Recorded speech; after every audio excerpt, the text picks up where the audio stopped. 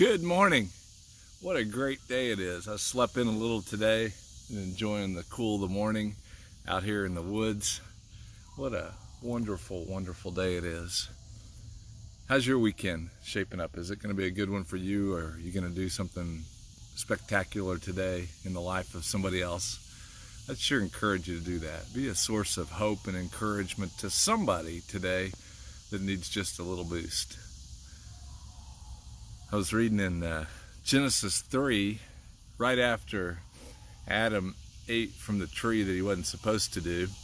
And so then he heard God walking in the garden in the cool of the morning.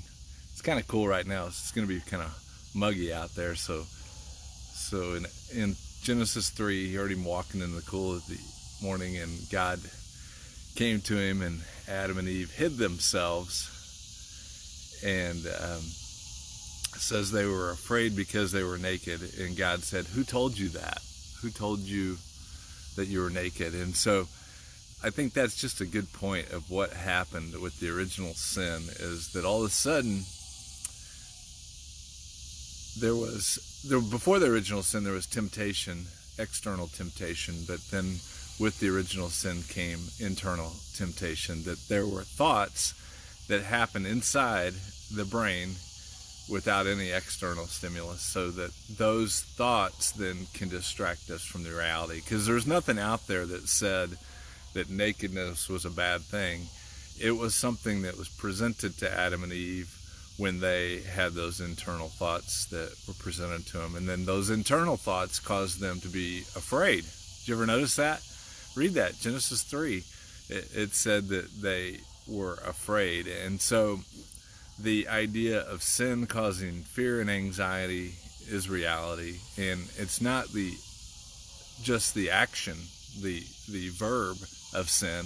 It's this noun. It's this thing that gives us these internal thoughts. And if you don't know what I'm talking about, check this thing out here. This thing is earbud. Can present all kinds of thoughts that I don't create, internal, completely obvious to me, and nothing that you would know. Just whatever thoughts that it wants to put in here, it can do that based on whatever I hit the button to play on there. And so those are internal thoughts that can distract me from the reality of God. And it's the same picture of what sin is. Sin is this noun, this